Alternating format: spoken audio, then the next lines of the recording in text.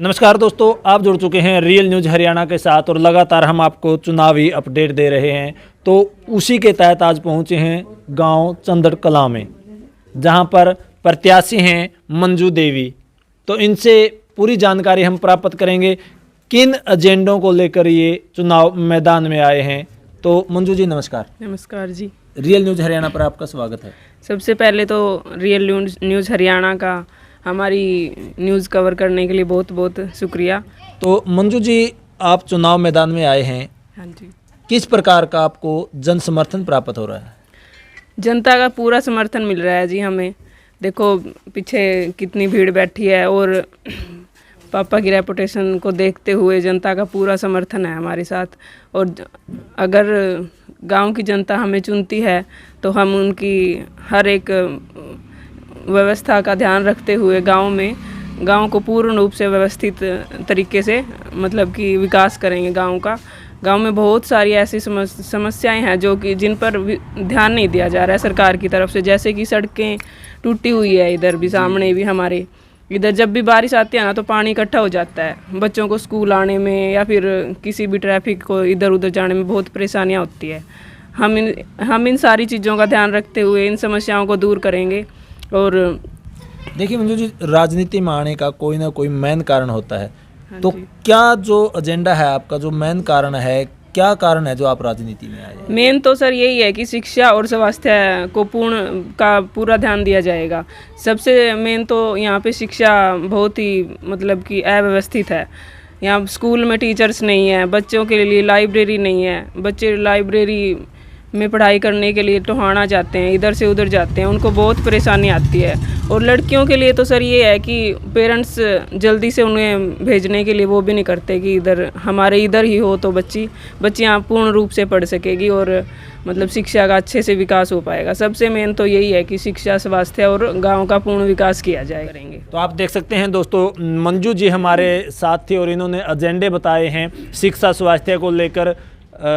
ग्राम की जो व्यवस्था है, सफाई व्यवस्था है, चरमराई हुई है, उसको लेकर इन्होंने अपने जो विचार थे वो रखे हैं। और अगर ग्राम पंचायत इन्हें मौका देती है तो गांव को उन्नति की ओर लेके जाना इनका मेन उद्देश्य है। इनके ससुर जी हमारे साथ हैं जो लगातार सर्विस में रहे हैं और 32 साल गांव की सेवा की है। तो उनसे भी हम जानने की कोशिश करेंगे। उनकी पुत्र वधू हैं मंजू जी, तो उनका भी कोई ना कोई लक्ष्य होगा जब अपनी पुत्रवधू को राजनीति में लेकर आए हैं। अपनी पुत्रवधू आप सरपंची चुनाव में लेके आए हैं, क्या कारण रहे हैं? सबसे पहले मैं रियल न्यूज़ हरियाणा का हमारे घर पहुंचने पर स्वागत करता हूं।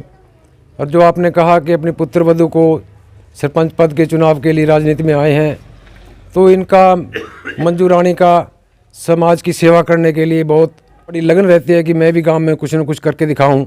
हमारी महिलाओं के प्रति जो भी बेरोजगारी है या कुछ और है, सेल्फ हेल्प ग्रुप हैं, इनके बारे में इकट्ठा करके महिलाओं को कुछ सरकार की तरफ से जो स्कीमें चलती हैं उनको लागू करूं ताकि मेरी साथ की महिलाएं समृद्ध हो सके आर्थिक तौर पर।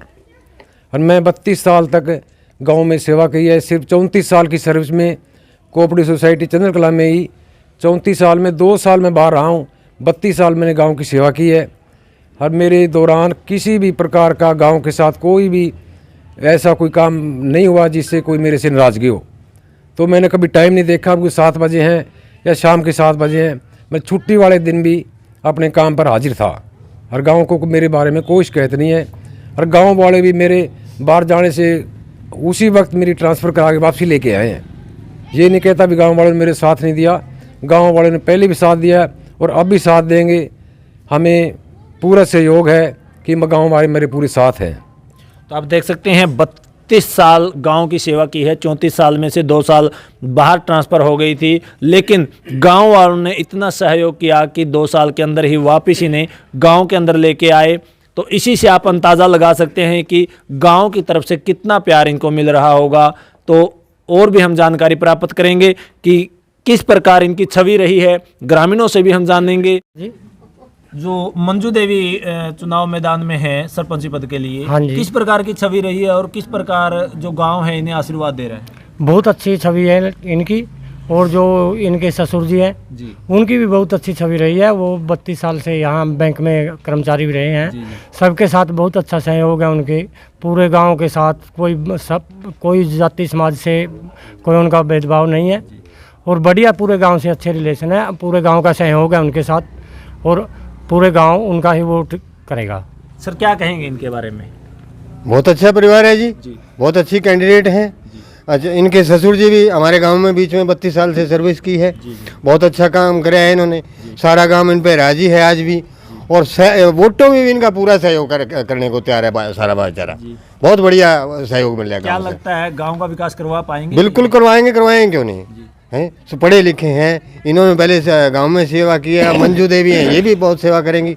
जो लोग गांव में समस्याएं हैं वो सारी बिल्कुल वो करेंगे। हम भी साथ उनके रहेंगे। तो क्या अपील करना चाहेंगे गांव? हम तो यही अपील करेंगे कि इस बार मंजू देवी को मौका दो, हैं इनको वोटें देकर ज़्यादा से ज़्यादा सरपंच बनाओ ताकि गांव का विकास हो सके। तो चुनाव प्रचार कर रहे हैं, किस प्रकार का आपको समर्थन प्राप्त हो रहा है? सर समर्थन हमें पूरे ही गांव का 36 बिरादरों का समर्थन है। सभी हमारे साथ चल रहे हैं और हमें पूरा भरोसा है कि हमारा कांच का गिलास है जो जीतेगा। तो क्या अपील करना चाहेंगे ग्रामीणों से? ग्रामीणों से यही अपील करना चाहेंगे हाथ जोड़कर कि ज़्यादा से ज़्यादा हमें वोट देकर कांच के गिलास वाला बटन दबाकर हमें विजयी बनाएं ताकि हम सारा परिवार आपकी गांव के पूरे गांव की सेवा कर सकें। गांव में बहुत सी कमियां हैं। आप यहां से चलोगे कर्ण भाई, वहां तक सड़क में बहुत ही मतलब कहीं ठीक नहीं है। आप मेरे घर के आगे देख लीजिए, पानी के निकासी की बहुत ही प्रॉब्लम है। और आपने तो हमारे गाँव में कवरेज भी किया था स्कूल के अंदर कि बच्चों को टीचर्स की बहुत दिक्कतें आती हैं। मतलब टीचर्स की इतनी दिक्कतें आती हैं कि वो पढ़ नहीं पाते। अगर नहीं पढ़ेंगे तो वो एग्ज़ाम में कैसे बैठेंगे और कैसे पास होंगे। तो इन चीज़ों को लेकर हम मतलब मैदान में आए हैं ताकि हम पूरे गांव की सेवा कर सकें।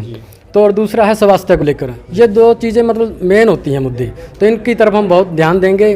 और इसके लिए हमारा पूरा गांव 36 बिरादरी ही चंद्र कला की हमारे साथ हैं, साथ चल रही हैं। और हमें पूरा भरोसा है कि कांच का गिलास है जो, और पूरे ही ग्रामवासियों से हाथ जोड़कर बेनती है कि ज़्यादा से ज़्यादा कांच के गिलास वाला बटन दबाकर हमें विजयी बनाएं ताकि हम पूरे गांव के साथ चलकर हम गांव का विकास करवा सकें। तो थैंक यू सर। तो कहेंगे जो चुनाव लड़ रहे हैं आप, क्या कहेंगे, क्या अपील करना चाहेंगे? सबसे पहले रियल न्यूज़ हरियाणा देख रहे सभी दर्शकों का धन्यवाद और पूरे गांव का भी धन्यवाद जिन्होंने हमें पूरे भाईचारे ने, पूरे गांव ने इकट्ठा होकर आके घर कहा कि इलेक्शन के लिए आप आओ और हम आपके साथ हैं।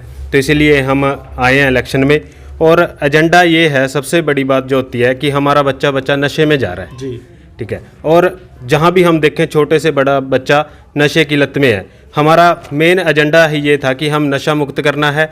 और हमने इसी कारण इन जो हमारे पास पंपलेट भी छपे हुए हैं इन पे भी हमने लिखा है नशा मुक्त चुनाव व नशा मुक्त हो हर गांव, क्योंकि हमने गांव में काम करने हैं। काम के एजेंडे हम लेके चले हैं और भी मुद्दे हैं हमने नोट भी कर रखे हैं काफ़ी मुद्दे, जैसे एजुकेशन का है, गंदे नाले का है, स्ट्रीट लाइट का है और अपने CCTV कैमरों का मुद्दा है, पशु हॉस्पिटल है, ठीक है। और अपने जो हॉस्पिटल होता है अपने प्राथमिक हॉस्पिटल उसका है। ये काफ़ी मुद्दे हमने नोट भी कर रखे हैं। और हम सरकार के सहयोग से, सरकार तो कहती है कि आप गांव में हमारे साथ चलो, हम जो भी आपने गांव में करवाना चाहते हैं करेंगे।